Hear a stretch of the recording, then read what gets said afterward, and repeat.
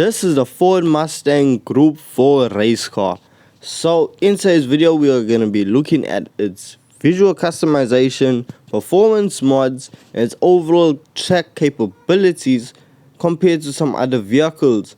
So if you are interested in more content like this, I do suggest you do subscribe, and let's carry on with the video.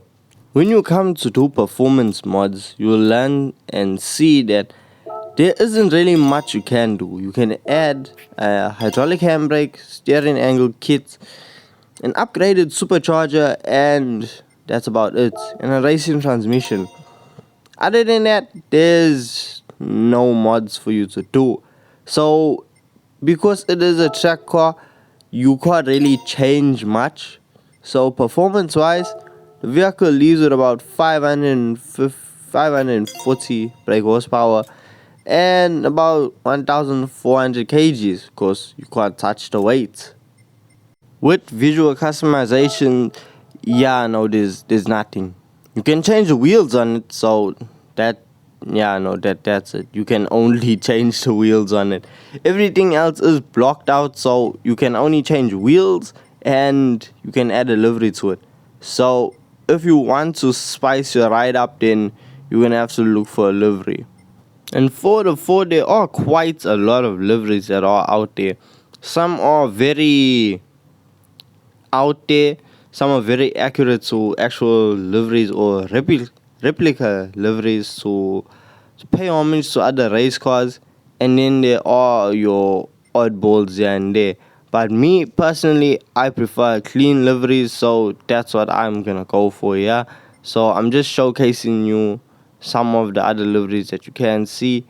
So it's your personal preference. If you don't even like any of the liveries, you can go out and make your own. So look, hey, it's up to you, it's your own choice. But for me, I went with this beautiful baby blue livery. I don't know what it is, but this Roush livery really just it did the things, it did the bits. I did, however, have to change the wheels because whatever wheel was on this vehicle with this livery, it had a weird shimmery color effect. So I was like, nah, that's not suiting it. So all I did was took the livery and I changed the rim. So that's customization done. Let's go and see how this performs out on track. Okay, so top speed test right here, and as you can see, the vehicle is doing 299 kilometers per hour, and you can see it's really struggling to hit 300. Like, we are going and it takes forever to go up to the next kilometer per hour, genuinely. So we are traveling at 300 now, and this is the max top speed that you can get on a flat piece of ground.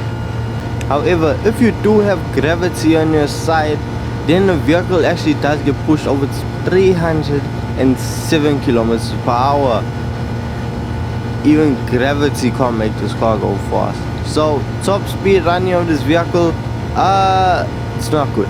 Since this is a race car, I'm expecting it to place somewhere like 7th place on the leaderboard, because yes, it is a race car, but it struggled to get to 300 kilometers per hour. So no, it is not going to the top of the leaderboard. So let's just go and look at the lap and analyze its downfalls and its just advantages. Okay, so now we're looking at the Ford. As you can see, coming into the first corner hard on the brakes, shoots out some massive flames. So the vehicle is running with zero traction on, because we mania. We drive with no traction. So as you can see, you don't have to be too careful, because the vehicle does light up its tires, but it doesn't have enough power to have you sliding all over the place. So it is controllable, it's manageable, and the ride is very planted. It isn't bouncing all over the place. There isn't too much suspension tuning that you have to do in order to get this to be a good race car. So as you can see, around the turns, it is quite planted. There's very little slippage of this vehicle because it doesn't have a lot of power. So this is now its downfall. The embankments. it just does not pick up speed. The vehicle, honestly, it struggles so much, and if it had just a little bit more speed, then it would really be up there. But because it doesn't, it really just has to full send it through the corners. And the thing is, because it is a race car, it has a lot of grip. It is tuned to go around turns, so it really makes up its time in the turns. So because it is a Group 3 vehicle, they have limited the performance of it, because there is a Group 3, which is just a bigger brother with more power, more grip, and just more everything. So that is the lap done. So with a 146.7, it actually puts us in 9th place. So it's actually worse than I thought. So there's not much more to say about it. It's the lack of power which really just made the vehicle perform so badly. Now we take it to Tsukuba to see what type of score it can get on a drift trial. So as you can see, it started off badly, so I knew, okay, there's no hope. So this vehicle, you need more than one run to get used to this vehicle. It somehow grips up a lot and just tries to straight line mid-drift. I don't know what that's about, because I'm using the same tires I always use, which is sport hards. I mean, I'm supposed to use comfort hards, but I already started using sports hards, so the car needs to deal with it. As you can see, there are moments where I go completely straight, and no, that is not good for your score. Even running off the track, not good for your score. As you can see, I'm basically driving a straight line here, and it's just not good. For drifting, I don't see you winning any, or even taking this car online to drift. I don't see that happening. That was a very cool camera angle, I will give that to the game. But other than that, I mean, this car isn't the best to drift with. I wouldn't recommend drifting with this vehicle.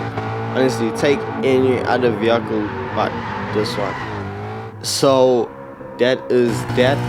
And drift score wise, I think we said 27,000, so nothing too incredible. On the drag run, I had no hope for this vehicle. So, I mean, if it's straight lining during drifting, it should straight line and just set a fast time on the drag strip. So, as you can see, after a couple of runs, we were actually able to set a decent time, which was an 11.7.